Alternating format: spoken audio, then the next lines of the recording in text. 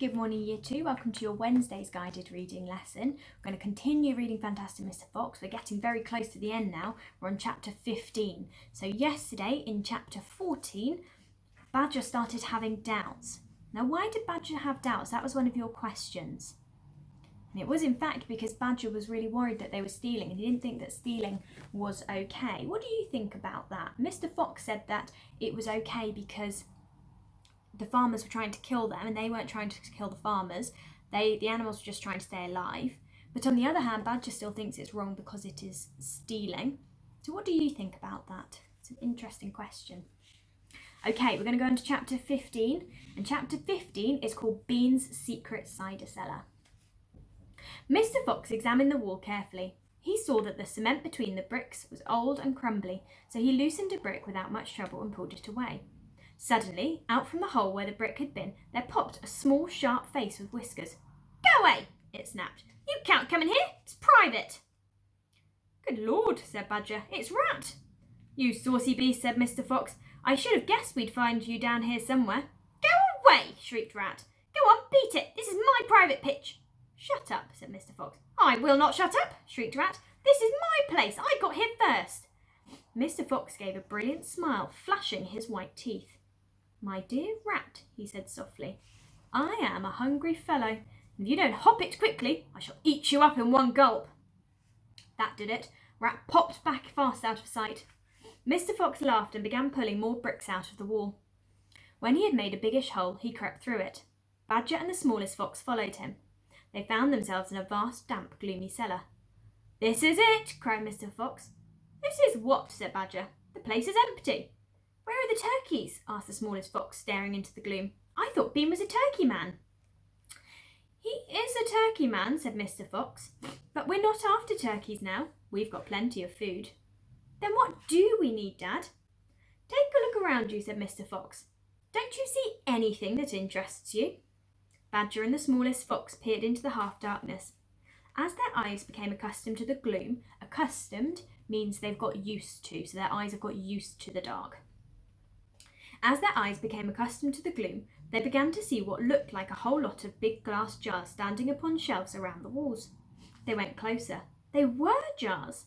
There were hundreds of them, and upon each one was written the word cider.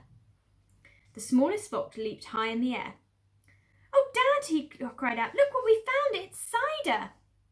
Now, cider is a type of alcoholic drink. It's a type of drink that some grown-ups might drink, and it's made out of apples. It's a little bit fizzy.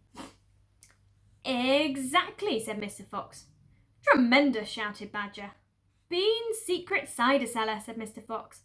"But go carefully, my dears. Don't make a noise. This cellar is right underneath the farmhouse itself." "Cider," said Badger.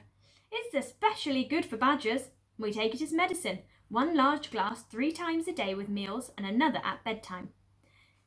"It will make the feast into a banquet," said Mr. Fox. A banquet was a type of meal that kings and queens would have had, and they'd have had loads of really fancy loads of fancy foods and drinks and things, and there'd have been lots of people invited to it, and it would have been a bit like a party. So Mr. Fox is saying that their feast, which again would be a big meal, is going to turn into a banquet. It's going to get even better because they've now got cider. While they were talking, the smallest fox had sneaked a jar off the shelf and had taken a gulp. "Wow!" he gasped. "Wowee!" You must understand that this was not an ordinary weak fizzy cider one buys in a store. It was the real stuff, a home-brewed fiery liqueur that burned in your throat and boiled in your stomach. "Ah!" gasped the smallest fox. "This is some cider." "That's quite enough of that," said Mr. Fox, grabbing the jar and putting it to his lips. Now, obviously, Small Fox has drunk the cider, but children wouldn't drink cider. It's not a drink for children. He took a tremendous gulp. "It's miraculous," he whispered, fighting for breath. "It's fabulous. It's beautiful." "It's my turn," said Badger, taking the jar and tilting his head well back.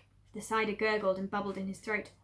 It's like melted gold," he gasped. "Oh, Foxy, it's like drinking sunbeams and rainbows." "You're poaching," shrieked Rat. Poaching is a word for stealing. Put that down at once. There'll be none left for me." Rat was perched upon the highest shelf in the cellar, peering out from behind a huge jar. There was a small rubber tube inserted in the neck of the jar, and Rat was using this tube to suck out the cider.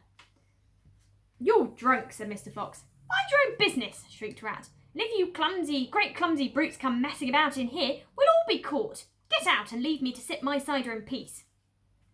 At that moment they heard a woman's voice calling out in the house above them. "Hurry up and get that cider, Mabel," the voice called out. "You know Mr. Bean doesn't like to be kept waiting, especially when he's been out all night in a tent." The animals froze.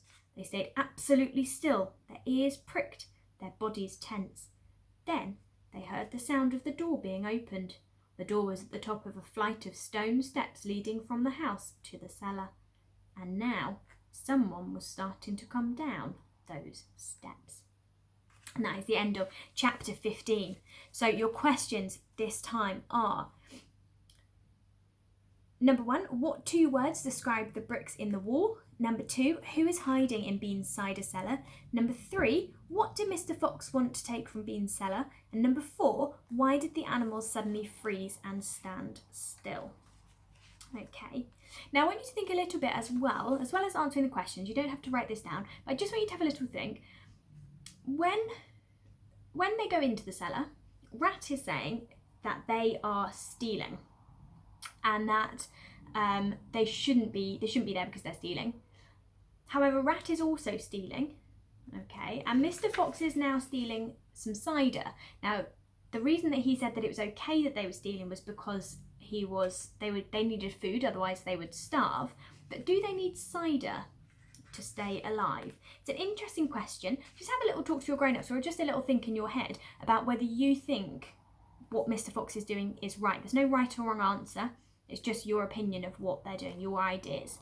Okay, so have a go at answering your questions and just have a little think about that. Off you go.